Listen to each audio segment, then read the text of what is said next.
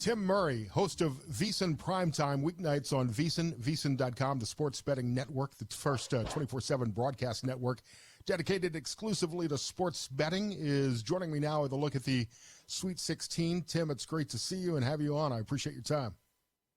Anytime, Scott. Appreciate you having me as well. A lot of action last night. Florida beat Maryland 87-71. Duke beat Arizona 100-93. Texas Tech in a thriller over Arkansas, 85-83 in overtime, the first overtime game of March Madness so far. And my Alabama Crimson Tide destroyed BYU 113-88. I think I saw a stat where they could have won based on three-pointers alone. I'm not going to dwell on Alabama. We're on SuperTalk, Mississippi. They already hate me and hate me enough for being a Crimson Tide fan. So we got to talk Ole Miss basketball tonight, playing Michigan State tonight. Yeah, this is going to be a fascinating game. You know, when you look at the matchups that were put out there for this Sweet 16, this was the one that had the closest point spread. Not to say that it is going to, be the closest game. Obviously, you alluded to it. We saw a thriller last night between Texas Tech and Arkansas. But, I look at this, Michigan State team. I'll start with them, Scott. And, this isn't, and Tom Izzo would tell you that this isn't the most talented team that Izzo's ever had. And he's obviously won national championships before. They don't shoot the ball really well at all. One of the worst three-point shooting teams in the country at just 31%. But they also don't shoot a ton of threes, right? This isn't a team that, bangs their head on the wall, so to speak. But they are very strong defensively, top 5 in the country in defensive efficiency, number 1 in the country in defending the three. And then I look at an Ole Miss team that, has been playing their best basketball here, I feel like, in the NCAA tournament. They get out to that red-hot start against UNC. They carried over against an Iowa State squad that, look, I thought that was going to be a really tricky spot, even with Keyshawn Gilbert sidelined for the Cyclones. So Sean Padula right now has been the straw that stirs the drink here for Ole Miss. And, just looking at a betting standpoint here on this particular game, we saw this get up to 4 at some spots, but really Michigan State remains a 3.5-point favorite. I've kind of gone back and forth on this one. And ultimately it's not just because I'm on with you here, Scott, and you're already making good friends down there in Mississippi, apparently. But I'm going to take the points here with Ole Miss. If I can get the 4, which a couple shops do have, I think we're going to have a pretty darn good game. My worry certainly would be just the rim protection for Ole Miss here against a Michigan State team that certainly loves to get to the rim, throw alley-oops. That's kind of their offense this year. I think that really is where the difference is. Michigan State's pretty good at rebounding. Ole Miss has not been a strong rebounding team this year. Yeah, I think that is certainly the biggest concern. And turnovers will be a factor too. Yeah, no doubt. I mean, I think, if you're an Ole Miss fan, that's certainly your concern here is the rim and the protection of the glass there. Michigan State, as you alluded to, big inside. And, when you look at some of the metrics that are out there, top 20 in the country in offensive rebounding percentage, and also top 10 in the country in limiting offensive rebounds for their opposition. So this is a team that is, very good at defending the rim. And, that could certainly be the concern here for the Rebels tonight. Michigan State also top 50 in free throw rates, and Ole Miss is in the bottom 50. That could also play a difference in this game, especially if it's as tight as a 3 or 4 point game. Sounds like you say take Ole Miss in the points. Would you tease it up maybe to give you a little bit more room? Personally, I'm not a big teaser when it comes to basketball. I just think there's so much fluctuation, and I don't think, in my opinion, you're getting a ton of value when you're moving up just like 4 or 5 points. But hey, I'll say this: to each their own. I was someone last night that would have very much enjoyed a teaser because I had Texas Tech minus 5.5, and they win the game by 2, so I could have teased it down. Put them in a money line parlay. So certainly, there are unique ways to go about gambling, and you can, manipulate the lines how you'd like. For me, I've just never been a big teaser from a standpoint of college basketball. But I also think too, you go, if you're going to be sitting and watching this game, there's certainly an opportunity to see how the game's playing out and live bet it. I mean, for example, last night Alabama and BYU, you could have seen that this was off to a red hot start. You could have bet some over during that game, or you could have thought that it was an opportunity to go against the movement there. So live betting is also a fun and unique way to go about gambling in the NCAA tournament too. In Mississippi, we've got to do it in casinos until we get the online wagering bill passed. We're talking to Tim Murray, host of VSiN Primetime on VSiN.com. Let's keep it in the SEC because there's a lot of SEC action tonight in the Sweet 16. I never thought I would be saying this, but I'm cheering for Auburn tonight. Yeah, and this is a Michigan team. I do a radio show with a buddy of mine in Memphis, and he's got a running joke saying that Michigan right now lives rent-free in my head because I look at this Michigan team, Scott, and they deserve credit for where they've gotten to, winning the Big Ten tournament. Holding on against UC San Diego, coming back against Texas A&M. But I do wonder a little bit if this is the spot maybe to buy low on Auburn. You could have, hindsight's 2020. Similarly, I felt like last night with Florida, right? Florida struggles a little bit against UConn. They win by 2 after, the late 3 from Liam McNeely. And then some people are questioning, all right, how is this team going to fare against Maryland? And they come out and win that game by 16. Auburn on the flip side, right? They lose 3 of 4 heading into the NCAA tournament. They struggle a little bit in their opener against Alabama State, and then against Creighton, they're down at the half. But for me, I look at the second half there against Creighton and the way that they played in that second half, the different pieces stepping up. Pettiford was phenomenal there for Auburn. So, I'm not crazy about laying 8.5, 9 points. But I do think Auburn does take care of business here against Michigan. Michigan, if you look at the luck ratings out there on KenPom, they are the luckiest team remaining in the field of in the field of 68. This team that's been fortunate, winning a lot of close games, but there is something to be said. You got to give them a little bit of credit. You win all these close games, and there's a reason for that. But I do think Auburn is able to take care of business here tonight. I'm just not sure if I'm going to be racing to lay 8.5 or 9 points in this spot with Auburn. I've got Ole Miss and Auburn making it into my Elite 8, and I've got to bet on Auburn tonight. The game I may stay away from, I do have, if I remember correctly, Kentucky advancing tonight against Tennessee, but I think this might be the best game of the night at 7:39.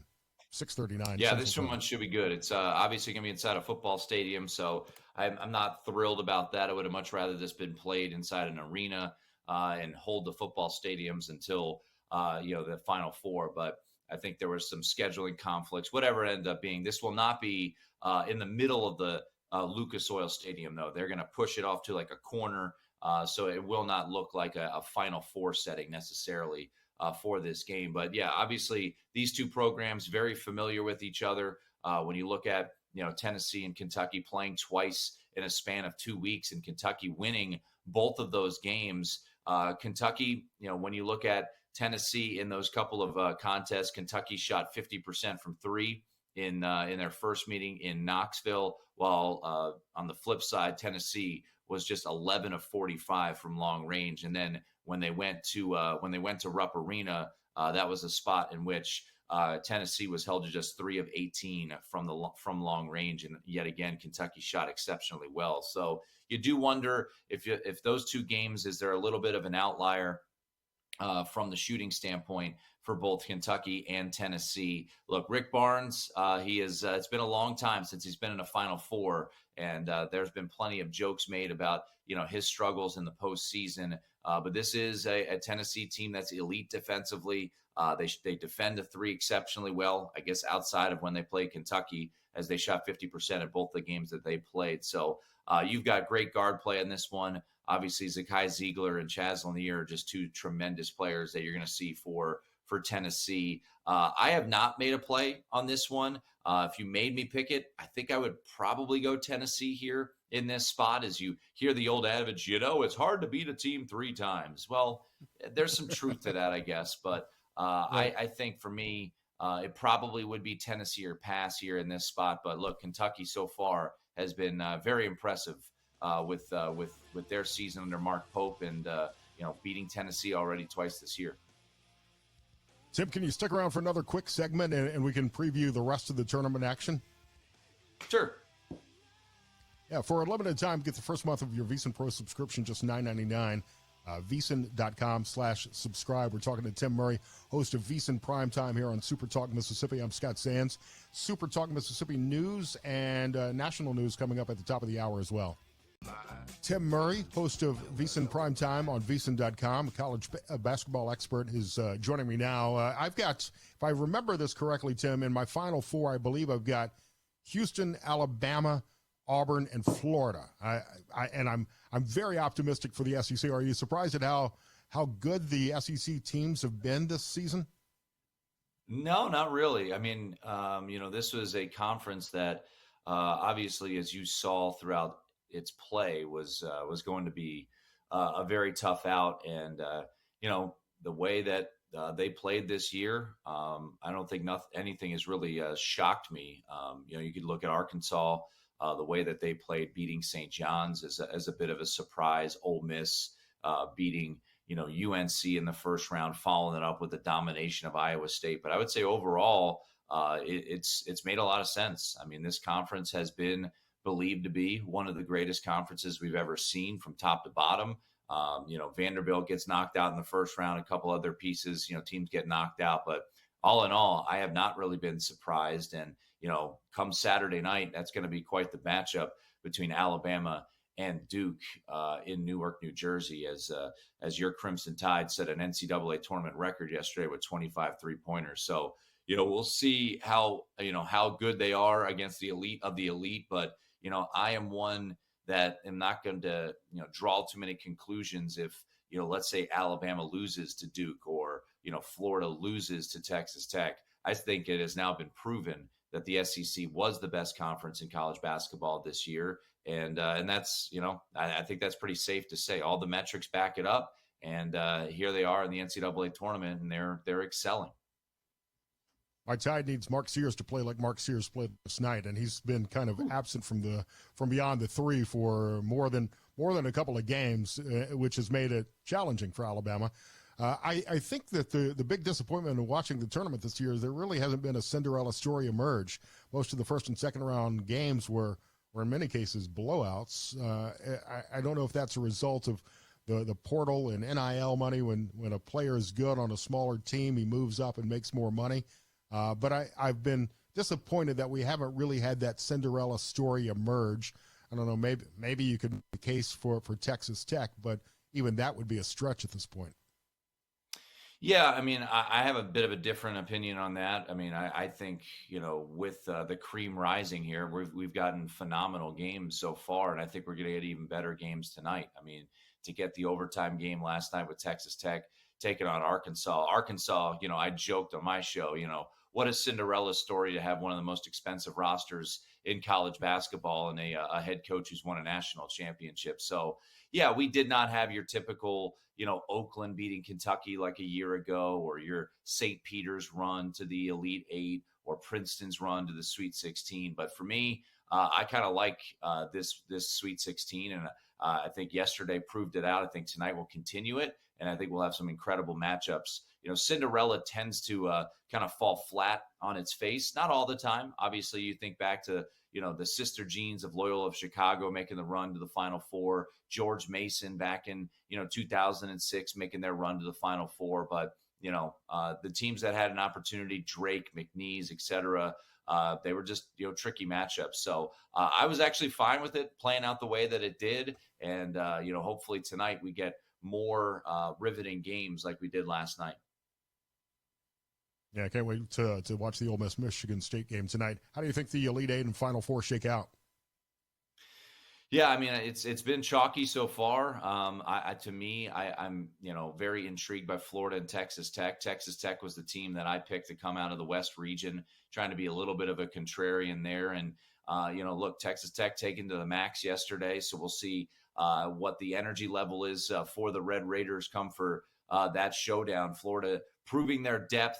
Alex Condon got a little bit banged up, but he did return yesterday, which was a big thing for the Gators. But I think my thought of the two games right now that we know we're going to get, Alabama, Duke, and Texas Tech, Florida, both similarly from a spread standpoint, 6.5 points. I think Texas Tech gives Florida a bit of a better run. My curiosity about your Tide over there, Scott, is if this shooting explosion that they had last night, if that carries over, if we do see a little bit of a regression. You mentioned it. Mark Sears was 5 for 35 from three in his previous 6 games, and last night he hit 10 3-pointers. So is there a little bit of a step back here for Bama from a shooting standpoint when they go up against Duke on Saturday night? Yeah, it needs to continue that heater. That's for sure. But I hope you're wrong about Texas Tech. I've got Florida winning it all in my bracket pool. I think a lot of people do. So a lot of people are going to be on your side there, Scott. Tim Murray, host of VSiN Primetime on VSiN.com. Tim, great to see you. Thanks for your time. Appreciate it, Scott. See ya.